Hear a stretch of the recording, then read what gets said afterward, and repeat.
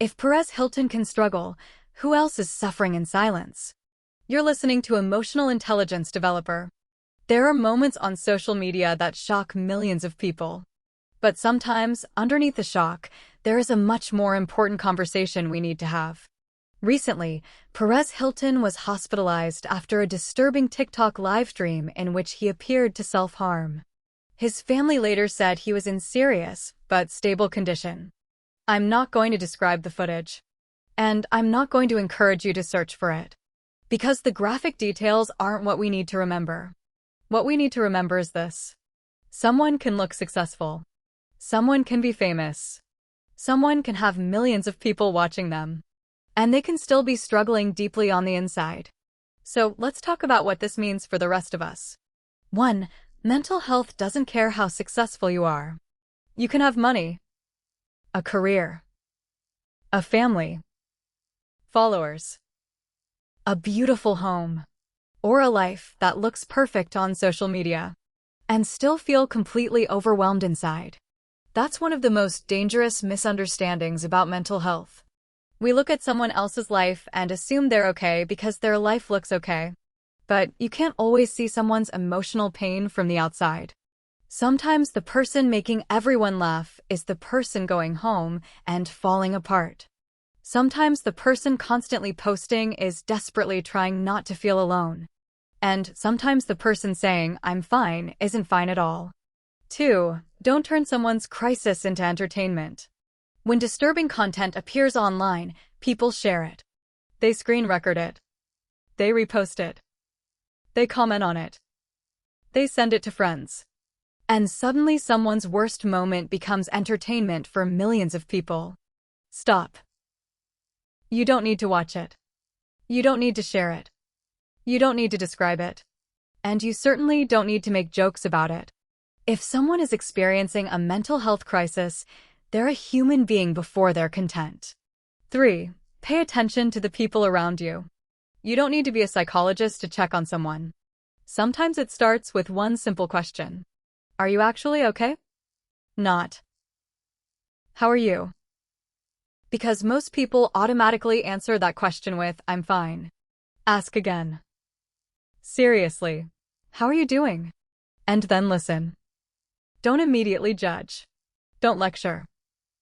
Don't tell them to simply cheer up. Give them space to speak. 4. Take changes in behavior seriously. Maybe someone has suddenly stopped talking to their friends. Maybe they're constantly saying they're worthless. Maybe they're withdrawing from everyone. Maybe they're giving away possessions. Maybe they're talking about feeling trapped or hopeless. Maybe they're suddenly saying goodbye to people. These signs don't automatically mean someone is going to hurt themselves. But they can mean something is wrong. And something being wrong is enough reason to check in. 5. If someone tells you they're thinking about hurting themselves, don't handle it alone. This is important. You don't have to become their therapist. You don't have to know exactly what to say. And you don't have to promise to keep it secret. Stay with them if you can do so safely. Tell a trusted adult, family member, counselor, doctor, teacher, or mental health professional. If you believe they're in immediate danger, contact emergency services or get them to emergency medical care. Taking someone seriously could save their life. 6. And if you're the person struggling, please listen carefully.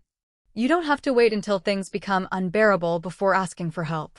You don't have to prove that you're suffering badly enough. You don't have to wait until someone notices. Tell somebody. A friend. A parent. A relative. A teacher. A counselor. A doctor. A mental health professional. Start with one person. You can simply say, "I'm not doing well and I need someone to help me." That's enough. 7. Don't confuse asking for help with weakness. There's a strange idea that you should be able to handle everything yourself. You shouldn't. People ask doctors for help when their bodies are sick. Mental health deserves the same seriousness.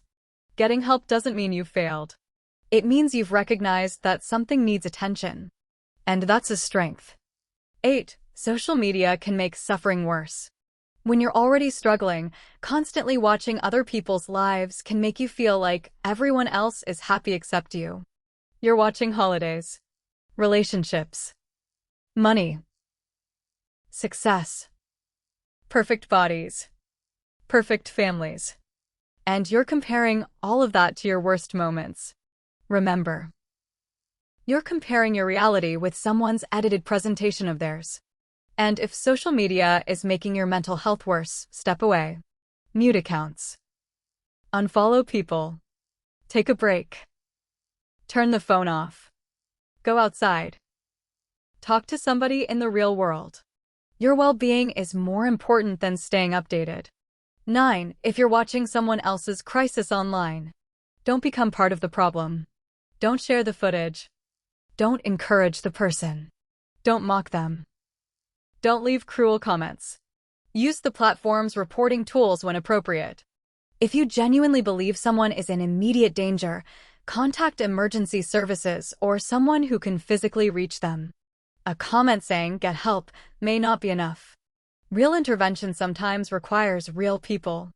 10. We need to stop waiting for tragedy before we talk about well-being. That's the bigger lesson.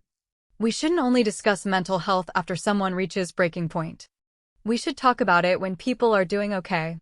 We should teach children how to recognize emotional distress.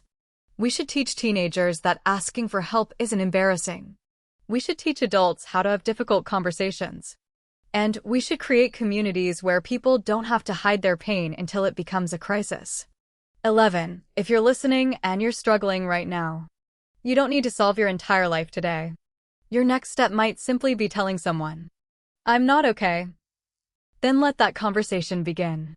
If you're in Zimbabwe and you're under 18 and need someone safe to talk to, Childline Zimbabwe provides a free, confidential 24-hour service through 116. You can also access their support online. If you're somewhere else, contact a local crisis service, emergency medical service, doctor, counselor, or trusted person who can help you get immediate support. And if you're in immediate danger of hurting yourself, don't stay alone with that danger. Get another person involved. 12. One final thought. We spend so much time asking people, "How successful are you? How much money do you make? How many followers do you have? How good does your life look?" Maybe we need to start asking something else. How are you really doing? Because the person sitting next to you could be struggling. Your friend could be struggling. Your colleague could be struggling. Your child could be struggling. And you might be struggling too. You don't have to wait until someone breaks down publicly before you care about what's happening privately. Check on your people. Listen without judging. Take distress seriously. And if you're struggling yourself, please don't disappear into the silence. Talk to someone. Your life is worth the conversation.